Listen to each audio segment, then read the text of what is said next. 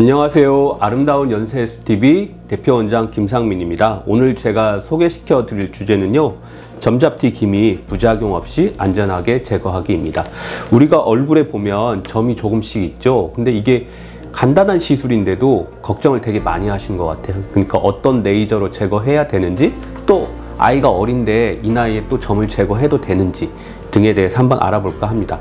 점이라는 건 뭐냐면 우리 얼굴에 생긴 까만 몰이라고 하는데, 이게 보통 우리 피부는 2~3개월 주기로 해서 계속 없어지고 새로 생성되고 하는 과정을 되풀이하거든요. 이 과정 중에서 뭔가 오류가 나서, 그러니까 돌연변이 그런 것들이 생겨서 얼굴에 이런 것들이 생기게 되죠. 이런 것들을 우리가 점이라고 하고, 점이라는 것도 또 분류를 해보면 피부가 표피가 있고 진피가 있고 피하지방층이 있고 골막층이 있고 다양하게 나누잖아요. 이런 점들이 위치하는 위치에 따라서 경계모반이라는 것도 있고 복합모반, 진피내 모반 이렇게 나눕니다. 이게 모반이라고 하면 우리가 좀 생소한데 조금 의학텀으로 그렇게 말을 하는데요.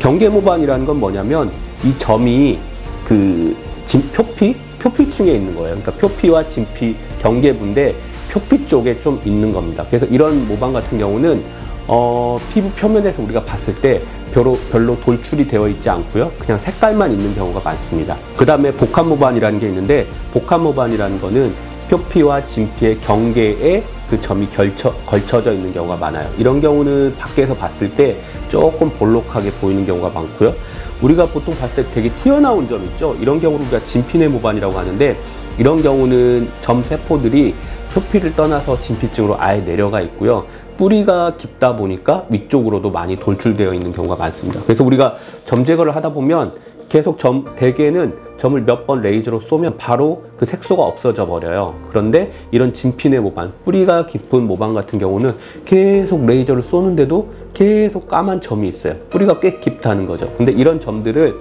너무 한 번에 제거하려고 싹 드러내버리면, 우리가 용수철 같은 경우도 적당한 선에서 갖고 놀아야 탄성력이 있어서 다시 복원이 되잖아요. 근데 너무 늘려버리면 이게 늘어나서 스프링 역할을 못하는 거죠. 마찬가지로 이런 깊은 점을 너무나 한 번에 빼려고 깊이 파다 보면 마치 수두 자국처럼 피부가 복원이 안 되고 흉해질 수도 있습니다. 그래서 이런 경우는 좀 여러 차례에 걸쳐서 나눠서 하거나, 생각보다 그렇게 깊지 않다면 또 그때그때 케이스별로 한 번에 제거할 수도 있기는 합니다. 그 다음에 우리 점 제거하러 오시는 분들이 많이 걱정하시는 게 뭐냐면, 어린아이들 있잖아요. 8살, 초등학교 이제 갓 들어간 아이들 점 제거해도 되나요? 이런 거 물어보시는데, 이거는 사실 딱 정해진 게 없어요. 그래서 저 같은 경우는 저희 딸도 8살 때 제가 점 제거를 다 해줬는데, 제가 자신이 있었고 저희 병원에서 사용하는 레이저가 일반 탄산가스 레이저가 아니었고 어빔약 레이저로 되게 안전하게 평탄하게 들어가는 레이저거든요. 이런 레이저들이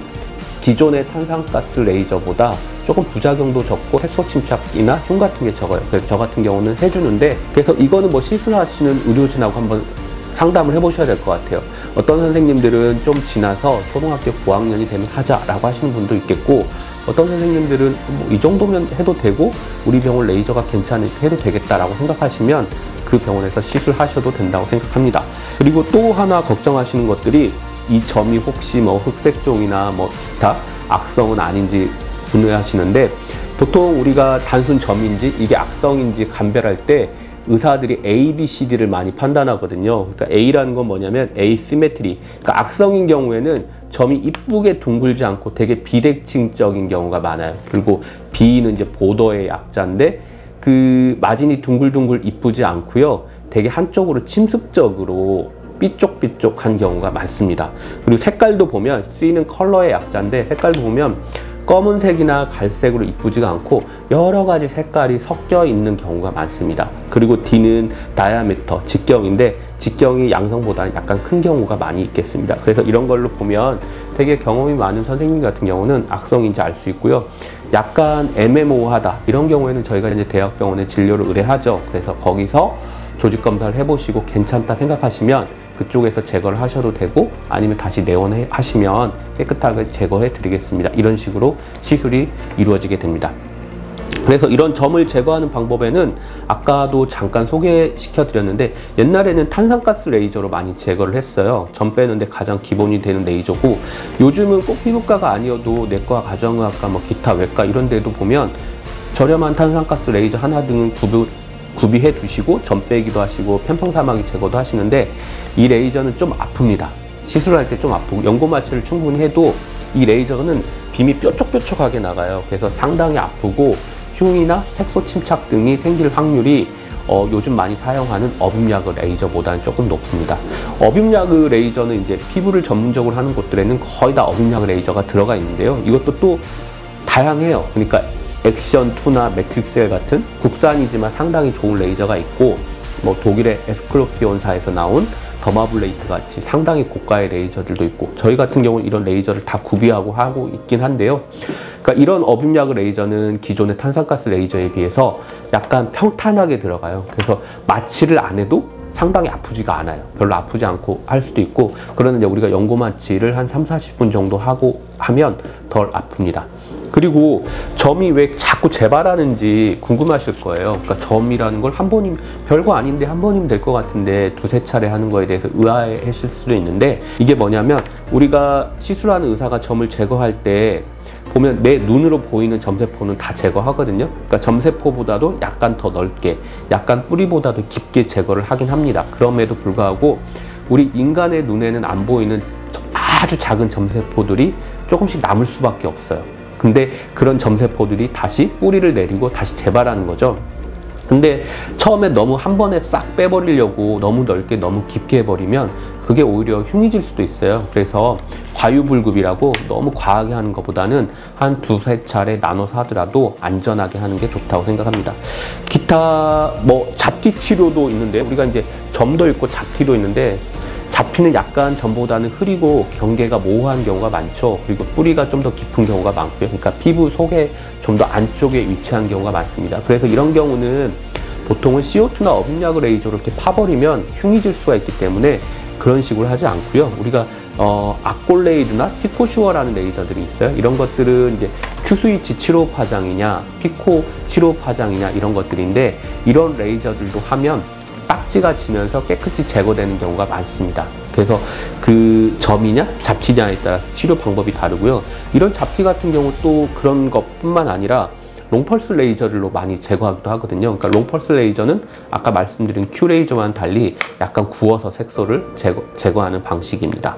그리고 이전에는 IPL을 많이 사용했었죠. IPL은 400에서 1200 나노미터대 파장의 에너지 레이저를 이용해서 뭐 잡티나 중계 같은 거 제거하는 건데, IPL은 선택적이지가 않아요. 그 효과가 좋을 수도 있는데 효과를 많이 내기 위해서는 에너지가 강하게 들어가야 되는데, 기미가 있는 30, 40대 여성층에서는 IPL을 너무 강하게 조사하면 오히려 기미가 올라올 수 있기 때문에 상당히 조심스럽습니다. 그리고 후관리에 대해서 많이 궁금해 하시는데요. 보통 아까 CO2나 그 어빔야그 레이저로 그 점을 제거하고 나면 거기에 듀오덤 밴드를 붙여드리죠. 인조 피부인데, 듀오덤이 저는 굉장히 좋은데, 우리가 그 점잡티를 제거하고 그냥 놔두면 여기가 말라버리게 돼요. 그렇게 되면 살이 안 차오르고 흉해질 수가 있는데, 듀오덤 같은 슬림밴드를 붙이면 거기서 진물이 나오고, 이 진물은 우리 상처를 낫게 하는 천연 재생 인자라고 생각합니다. 그래서 피부가 잘 회복되게 도와주고요.